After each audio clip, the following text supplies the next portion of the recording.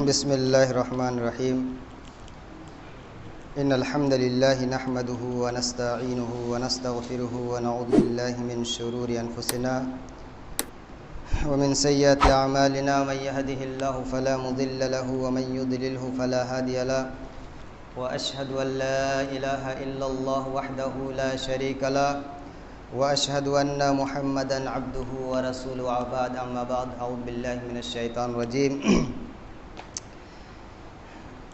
क़ुल हल नुनब्बिउकुम bill अख़्सरीना अअमाला अल्लज़ीना ज़ल्ल सअयुहुम fill हयातिद दुनिया व हुम यहसबूना अन्नहुम युहसिनूना सुन्ना। रब्बि इश्रह ली सदरी व यस्सिर ली अमरी वहलुल उक़दतम मिन लिसानी यफ़क़हू क़ौली सुब्हानका ला इल्मा लना इल्ला मा अल्लमतना इन्नका अंतल अलीमुल हकीम। रब्बि ज़िदनी इल्मा रब्बि यस्सिर व ला तुअस्सिर व तम्मिम बिल खैर। बुजुर्गान दीन, मेरे दीनी व मिल्ली भाइयों, नौजवान दोस्तों और साथियों, मैं हमारे बिस्सास मोड़ जाम मस्जिद के बहुत ही मोहतरम व मुकर्रम इमाम साहब का शुक्रगुज़ार हूँ, जिसने इस नाचीज़ को इस लायक समझा कि मैं अपने नौजवान भाइयों को, बुज़ुर्गों को कुछ दिन की बातें सुनाऊं। और आप सब की तरफ से आप लोगों का बहुत बहुत शुक्रिया है कि आपने अपने भाई को, अपने बच्चे को इस लायक समझा है कि यहाँ बैठा कर कुछ कुरान हदीस की बातें सुने। इसके लिए मैं आप लोगों का शुक्रिया अदा करता हूँ। जैसे कि शेख ने कहा कि मैं दावत के फील्ड से जुड़ा हूँ, तो असल में उमराबाद दारुस्सलाम, आपने नाम सुना होगा, चेन्नई में पड़ता है।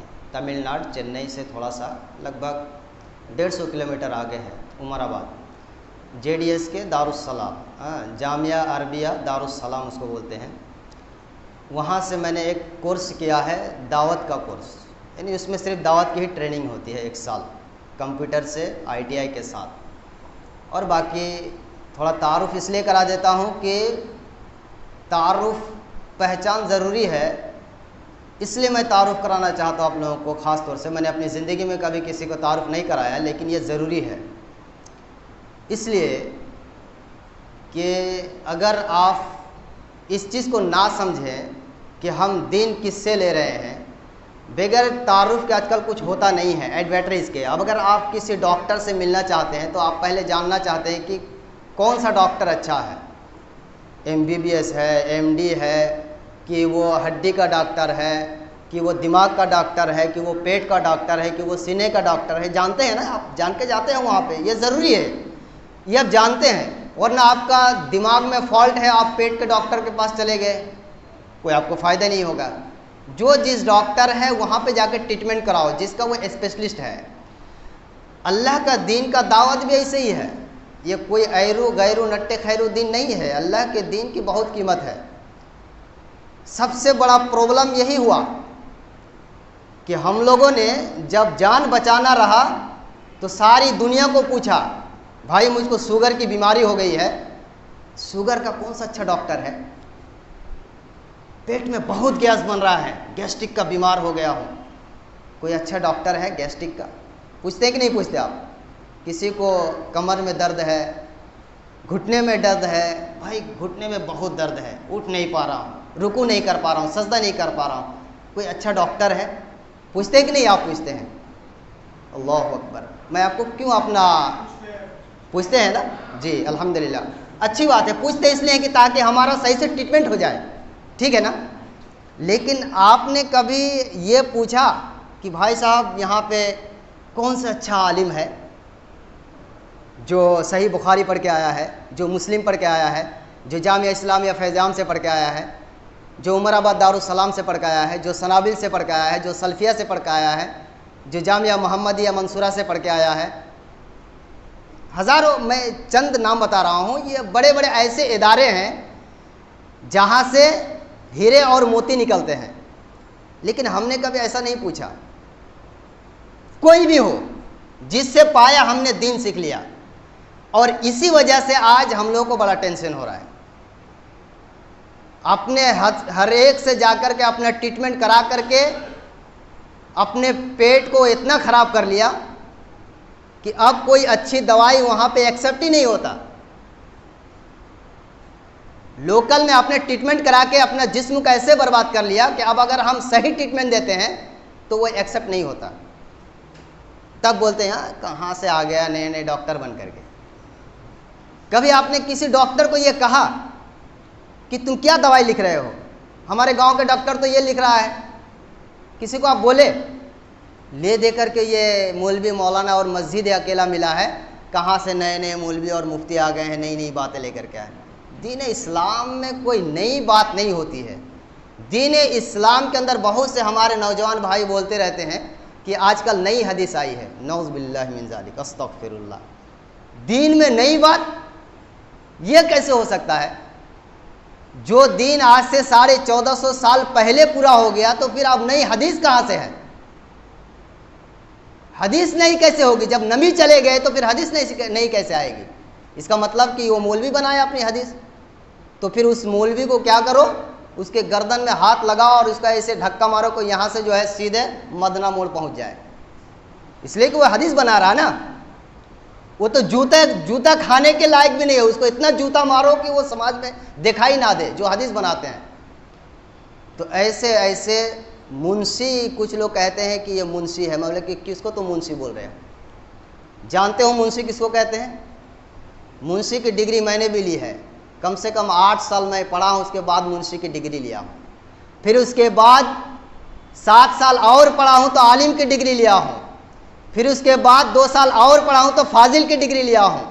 फिर उसके बाद 2 साल और पढ़ा हूँ तो ITI और दावा की डिग्री लिया हूँ। और तुम बेवकूफ़ बना करके किसी को मुंशी बना देते हो, उसके पेट में लात मारो तो कुरान भी नहीं पढ़ने जानता है। और तुम 8 साल की डिग्री उसको ऐसे आदमी को दे दिए जो 1 साल भी कहीं मदरसे में नहीं पढ़ा है, और उसी से दीन सीख रहे हो। ये आपके अंदर अल्लाह की मोहब्बत है, या आपके अंदर कुरान की मोहब्बत है, या आपके अंदर मस्जिद की मोहब्बत है? जिससे चाहे आप खड़े करके उसी से दीन ले लिया। अल्लाह का दीन इतना आसान है। जन्नत को क्या समझ रखा आपने? जन्नत इतनी आसान है कि आप जिससे चाहे दीन सीख करके जन्नत में चले जाएंगे।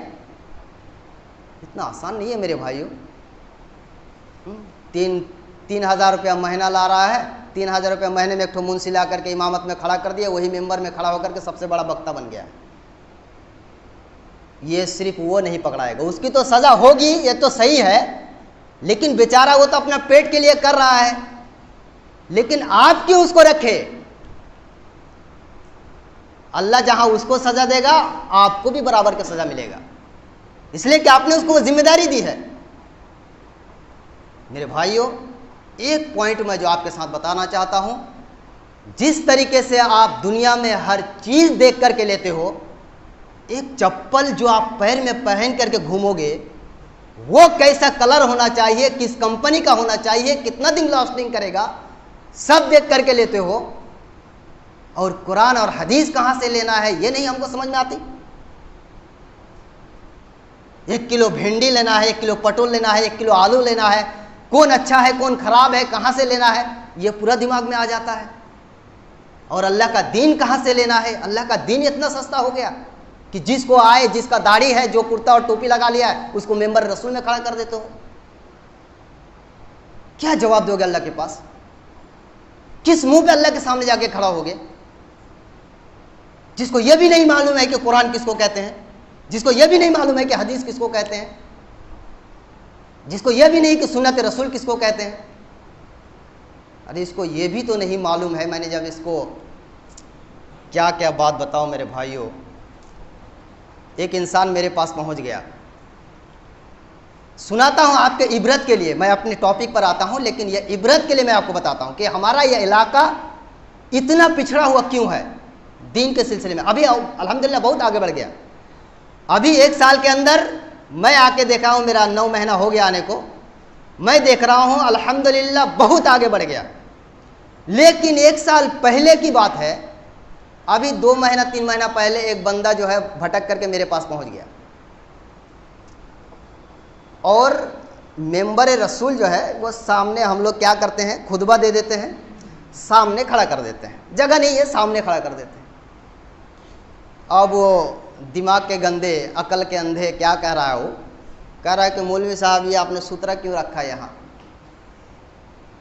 अब उसको क्या बोलोगे तुम? उसको ये भी नहीं मालूम है कि सूत्र किसको कहते हैं। मैंने उसको कहा कि भाई ये बताओ कि सूत्र किसको कहते हैं।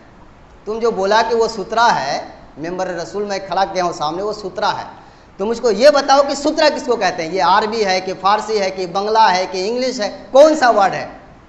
बोले कि नहीं नहीं, सूत्रा क्यों आपने रखा। बोले तुझको नहीं मालूम है कि सूत्रा किसको कहते हैं, तो फिर क्या बात कर रहा है कि वहाँ गधा खड़ा है कि इंसान खड़ा है। तुझे तो मालूम ही नहीं कि सूत्रा क्या है।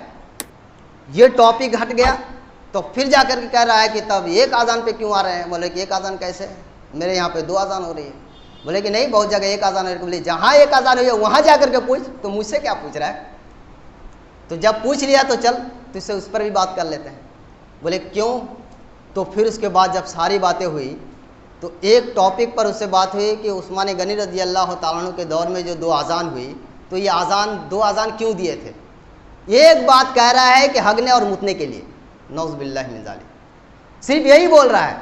मैंने गुस्से में आकर के बता नहीं पा रहा, बोल रहा है कि हगने और मुतने के लिए दे रहे थे 2 आज़ान। तो कुछ नौजवान बैठे हुए थे, गुस्सा नहीं बता, बोले बोको मारूंगा एक झापड़, भाग यहाँ से। समझ रहे ना, समाज का बहुत बड़ा आलिम समझ रहे थे समाज उसको। अजी बहुत से लोग उसको मौलवी समझ रहा है, और वो मुंशी के लायक भी नहीं है, वो हमारी जैसे पब्लिक है। थोड़ा सा कुरान सीख लिया है पढ़ने के लिए, अब वही नमाज पढ़ाने लग गया है, और उसके बाद थोड़ा बंगला सीख लिया है, उसके बाद खुतबा दे रहा है, अब ये मौलवी बन गया। अब कुछ पब्लिक जब पूछ रही है तो उसका फटाफट जो मन में आता है उसका जवाब भी देता है, अब मुफ्ती भी बन गया। उसके बाद दिन को बिगाड़ कर रख दिया, अल्लाह के दिन को। मेरे भाइयों, तो अल्लाह के दिन ज़रूर आप ऐसे लोगों से लीजिए जो अल्लाह के दिन सीखे हुए हैं, जिसने अपनी ज़िंदगी लगाई है, जिसने अल्लाह के दिन के लिए अपने माँ बाप को छोड़ा है, जिसने अल्लाह के दिन के लिए अपने घर को छोड़ा है, जिसने अल्लाह के दिन को सीखने के लिए दाल और रोटी, दाल और चावल खा करके 20-20 साल तक खुले आसमान के नीचे सो करके अल्लाह का दिन हासिल किया है।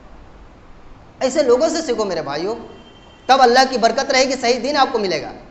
हम लोग भी कुछ नहीं है, हमसे बढ़ के भी बड़े बड़े शेख हैं, उनसे भी जाकर के इल्म सीखो। अब आइए, हम लोग अल्हम्दुलिल्लाह, अल्लाह का शुक्र है कि अमल बहुत करते हैं, अमल करते हैं, अपना नमाज पढ़े अमल कर रहे हैं। आप ये हम में से सबको, मैं हमारे इस भाई को पूछे, लेकिन हम में से सब, क्या आप ये गारंटी दे सकते हैं कि हम नेक आमाल तो कर रहे हैं, लेकिन हमारा ये नेक आमाल बचा हुआ है। हमारा ये नेक आमाल जो है, हम नमाज पढ़ रहे हैं, रोज़ा रख रहे हैं, माशाल्लाह दाढ़ी रखे हैं, दुआ करते हैं, सब कुछ हम लोग करते हैं, तो ये नेक आमाल जो नेकी है, ये नेकी हमारा बचा हुआ है कि ख़त्म हो गया है। ये कोई गारंटी दे सकता है जी? बहुत ऐसे आमाल हैं जो नेकी को ख़त्म कर देता है कि नहीं है। जैसे मान लीजिए, तो नेकी को बचाना ज़रूरी है कि नहीं है? ज़रूरी है ना। अगर नेकी करें और नेकी बच के ना रहे तो फिर नेकी करने से कोई फ़ायदा नहीं है। एग्ज़ाम्पल ये बताओ, मान लीजिए मैं महीने में कितना खर्च इनकम करता हूँ, 50,000 रुपया। ज़रा सुनिएगा इसको, ये बहुत ज़रूरी है। मैं इनकम करता हूँ कितना, 50,000 रुपया, और मैं खर्च करता हूँ कितना, 60,000 रुपया। तो मेरा 50,000 बचेगा, बोलो। 10,000 रुपया और मेरा क्या हो जाएगा, कर्जा बन जाएगा, उधार हो जाएगा। समझ रहे हैं ना। इसी तरीके से अगर हम नेकी करेंगे 100 और अगर हम खर्च कर देंगे 150, तो 50 कहाँ से लाएंगे? 100 ही तो नेकी किए हम। समझ रहे हैं। तो इसी तरीके से अगर हम इनकम करते हैं 50 और अगर हम खर्च करेंगे 30, तो हमारा 20 बचेगा। समझ रहे हैं ना। और ना हम नेकी करेंगे 50 और खर्च करेंगे 60, तो और हमारा 10 जो है ऊपर से लोड पड़ जाएगा। ठीक। तो इसी तरह आज थोड़ा सा दिमाग में रखिएगा कि नेकी जहाँ करते हैं तो नेकी को बचाना भी बहुत ज़रूरी है। इस पर हम बहुत ज़्यादा ध्यान नहीं देते। अल्हम्दुलिल्लाह हम नेकी करते हैं। देखिए कितनी नेकी का जज्बा है कि हम यहाँ पे आकर के सब बैठे हुए हैं। आज ठंडी का दिन है, बारिश हो रही है हल्की हल्की, इतना दिल चाहता है कि जा कर के फ़ौरन सो जाएं, सोने में बहुत मज़ा आएगा। लेकिन फिर हम क्यों बैठे हैं? अल्लाह को राज़ी करने के लिए, अल्लाह के दीन को सीखने के लिए ना। तो अच्छी बात है। तो ये सब बच के रहना चाहिए। इसलिए मैं एग्ज़ाम्पल आपको बोलता हूँ। ये हमारे मस्जिद में जो है नल लगा हुआ है नीचे, और ऊपर क्या है, टैंकी है। अब अगर टैंकी में पानी रखना है तो क्या करना है, हमको नल को बंद रखना है। नीचे जो नल है उसको बंद रखना है। अगर आप इस नल को खोल दो, सब नल को, और ऊपर आप मोटर से पानी भरते रहो तो टैंकी में पानी रहेगा? नहीं रहेगा। क्यों बोलो? सब तो नीचे गिर जा रहा है। तो सबसे पहले नीचे को बंद करना पड़ेगा। इसी तरह सबसे पहले हमारा नेकी जो बच के रहेगा वो सब पहले बंद करना पड़ेगा, फिर उसके बाद उसमें नेकी भरो, नहीं तो सब नेकी निकल के चला जाएगा। तो फिर नेकी आप जितना भी करते रहो। इसी को अल्लाह रब्बुल आलमीन ने सूरा अल कहफ 18 नंबर सूरा, जो हमारे भाई पढ़ने जानते हैं इसको देखिएगा, 104 और 103 और 104 नंबर आयत के अंदर अल्लाह रब्बुल आलमीन ने इरशाद फरमाया, कुल हल नुनब्बिउकुम बिल अख्सरीना अमाला अल्लज़ीना ज़ल्ल सअयुहुम फिल हयाति दुनिया वहुम यहसबूना अन्नहुम युहसिनूना सुना। कुरान की आयत है। ऐ नबी, आप कह दीजिए कि क्या मैं तुम लोगों को खबर ना दे दूं? अल्लाह ताला नबी से कह रहा है, जैसे हम लीजिए अभी हम खबर दे रहे हैं आपको, क्या मैं आप लोगों को ना बता दूं ऐसा आमाल जो दुनिया में सबसे ज़्यादा नुकसान उठाने वाले हैं, ऐसा इंसान जो दुनिया में बहुत ज़्यादा नुकसान में है। कौन? अल्लज़ीना ज़ल्ल सअयुहुम फिल हयाति दुनिया, जिसकी दुनिया की सारी मेहनतें बर्बाद हो गई, दुनिया की सारी मेहनतें बर्बाद हो गई और वो समझ रहा है कि मैं बहुत अच्छा कर रहा हूँ। ये इंसान सबसे नुकसान में है। क्यों? इसलिए कि बेचारा मेहनत तो कर रहा है लेकिन उसका मेहनत कोई काम नहीं दे रहा है। समझ रहे हैं ना? तो ये सबसे ज़्यादा नुकसान में है।